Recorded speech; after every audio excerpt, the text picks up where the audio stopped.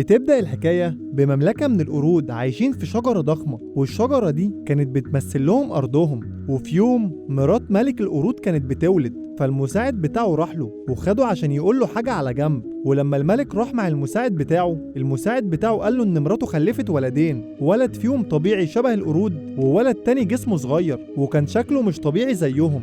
بس الولد اللي جسمه صغير ده كان هو اللي اتولد الأول، يعني هو وريث الملك. فالملك رفض ان ده يحصل، وقال للمساعد بتاعه ياخد الولد ده ويرميه للوحوش، والملك هيربي الولد التاني وهيقول لكل الناس ان هو خلف ولد واحد بس. والمساعد بتاعه راح يرمي القرد الحيوان مفترس، بس كان صعبان عليه ومتردد انه يرميه، بس ما كانش قدامه حل تاني، وفعلا للأسف رماه. بس لحسن حظ الطفل اتعلق في حبل، والحبل لحقه قبل ما الحيوان ياكله. وفي الوقت ده ظهر قرد وكان وشه شبه الإنسان، وخد القرد الصغير ده معاه واعتبره انه هو ابنه، وبدأ يربيه ويعلمه. وعدت السنين والقرد كبر وسمى نفسه إدوارد، والحياة كانت طبيعية، وإدوارد كان عايش مع كراش في سلام. بس كراش حس ان إدوارد بيفكر ودماغه غير كل القرود التانية. وفي يوم إدوارد اقترح على كراش انه يروح يتفرج على القرود وهي بتلعب، فكراش رفض وقال له ان القرود هتضربنا عشان احنا شكلنا غيرهم وكلهم ما بيحبوناش. فإدوارد قال له هنتفرج من بعيد ومحدش هيشوفنا. وراحوا فعلا وبدأوا يتفرجوا على القرود وهي بتلعب. وابن الملك كان متألق جدا وكان بيعرف يلعب كرة كويس. وبعد شوية الكرة جت ناحية إدوارد، فكراش معرفش يمسك نفسه ومسك الكرة ووقع بيها قدامهم كلهم. وبمجرد ما القرود شافته بدأوا يضربوهم ويشتموهم، فإدوارد نزله وبدأ يدافع عن كراش عشان محدش يعمل له حاجة. فابن الملك نزله ومسك إدوارد وكان هيضربه، فإدوارد اقترح عليه اقتراح وقال له بدل ما نتصرف بهمجية ما تيجي نلعب أنا وأنت لعبة، ولو غلبتني اضربني زي ما أنت عايز. وفعلا بدأوا يلعبوا مع بعض. بس لما إدوارد اداله الكرة كانت الكرة فيها مادة لزجة، والمادة دي كانت مكونة من اللعاب الأبيض. بس الكرة لزقت في إيد ابن الملك وما كانش عارف يرميها. وطبعا كل القرود راحت عشان تساعد ابن الملك، وإدوارد وكراش أول ما لقوا كلهم مشغولين هربوا بسرعة من المكان. وفي الآخر القرود عرفت تفك الكرة من إيده، بس للأسف الكرة جت على دماغ الملك، ولما جم يشيلوا الكرة شعر الملك اتشال معاها. والقرود لما شافته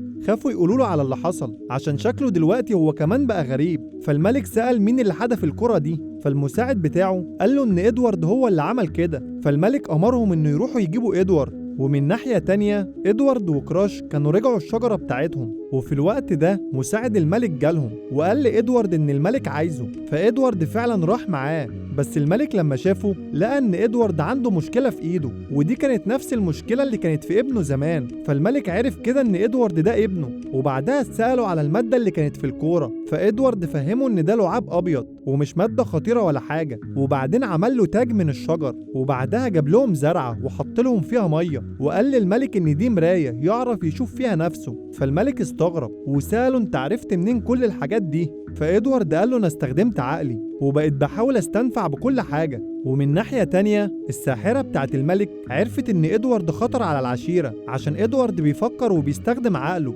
وكده هيخطف منها الجو وكل العشيرة هتبدأ تصدقه. فما سكتتش على كده وعملت سحر شرير وبعتت لهم قطيع من الحشرات عشان الساحرة تقنعهم ان إدوارد ملعون. ولما الحشرات هجمت على القرود الملك وقع من على الشجرة، وكل القرود اقتنعوا فعلا ان إدوارد ملعون وقالوا له ان انت اللي كنت عايز تموت الملك، وبعدين رموه من على الشجرة. بس لما الملك فاق سأل عن إدوارد وقال لهم انتوا عملتوا فيه ايه؟ فابنه قال له ان احنا رميناه عشان اعتقدنا ان هو موتك. فالملك قال له إدوارد ملوش دعوة وعرفه ان هو كده عمل غلط كبير. والملك فضل زعلان على إدوارد عشان عرف ان إدوارد ده ابنه وعمره ما هينسى حاجة زي دي. ومن ناحية تانية إدوارد وقع من الشجرة وكراش نزل له عشان ينقذه، بس إدوارد مرضاش يروح معاه وقال له انه هيتمشى في الغابة عشان يكتشف حاجات جديدة. وبدأ رحلته وشاف النعام واقف على رجلين، فإدوارد بدأ يقلدهم عشان يمشي على رجلين هو كمان. وفجأة النعام جري، فلما إدوارد بص عشان يشوف النعام جري من ايه لقى قطيع من الحيوانات بيجري وراهم، فطلع يجري معاهم هو كمان، وكان بيجري المرة دي على رجلين بس. وطبعا من ناحية تانية القرود كلها كانت بتتفرج عليه وبيشوفوا اللي إدوارد بيعمله.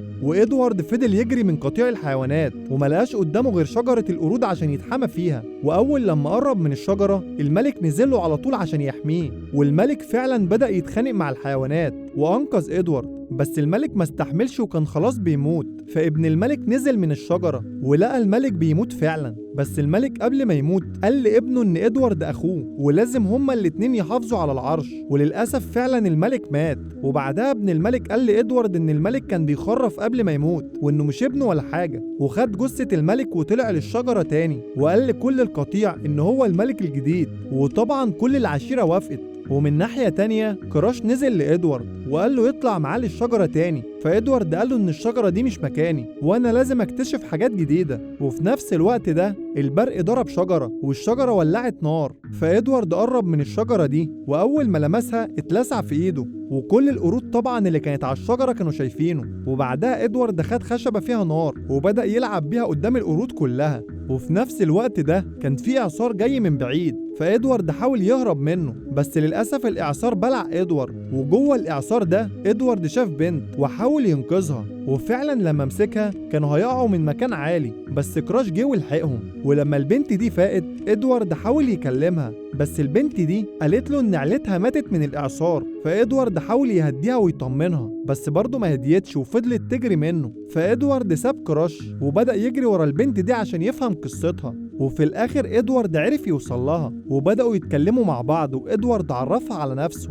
وبرضه إدوارد علمها إن هي تمشي على رجلين. والبنت دي كان اسمها ميرا، وإدوارد بدأ يعلمها كل حاجة هو عارفها ووراها النار وعرفها إزاي يستخدمها في التدفئة. وبعدين خدها وقرر يرجع للشجرة تاني عشان يحاول يقنع العشيرة بتاعته إنه يقعد معاهم. بس الملك أول لما شافه رمى عليه حاجات من الشجرة وأمر كل العشيرة إن هي تطرده، وفعلا طردوه للمرة التانية. فإدوارد خد ميرا وراحوا يدوروا على مكان يقعدوا فيه ولقوا كهف وولعوا نار وقعدوا جواه. وعدت الأيام وإدوارد اتجوز ميرا، وكل الفترة دي العشيرة بتاعته كانت متابعاه من بعيد وكانوا نفسهم ينزلوا يعيشوا معاه. وكل يوم إدوارد وميرا كانوا بيتعلموا حاجة جديدة، وتعلموا إن هم يصطادوا الحيوانات اللي هياكلوها وبقى عندهم أكل كتير. وبرضه إدوارد كان بيشوي الحيوانات، وكل القرود لما كانت بتشم ريحة الشوي كان بيبقى نفسهم ينزلوا يقعدوا مع إدوارد. واخيرا العشيرة كلها قررت تنزل تقعد معاه، واستأذنوا منه ان هم يقعدوا في الكهف عشان الكهف كان مولع فيه نار وكان ادفى بكتير من الشجرة.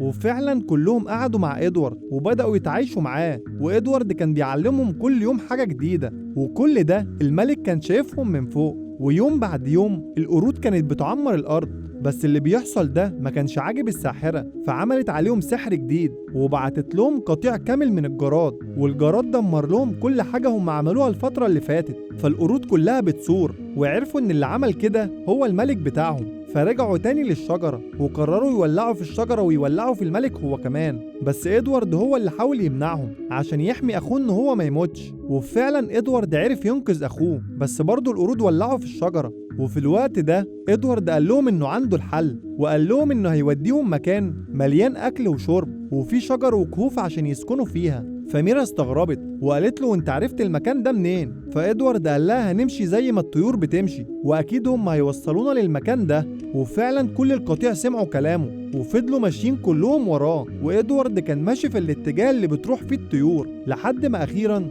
وصلوا المكان مليان اكل وشرب وكان فيه شجر كتير زي ما هو قال. ومن هنا كل العشيرة اقتنعت ان إدوارد اذكى منهم بكتير وهو اللي يستحق يبقى الملك بتاعهم. وخلص الفيلم لحد هنا. لو عجبك ما تنساش الاشتراك ومتابعة كل جديد.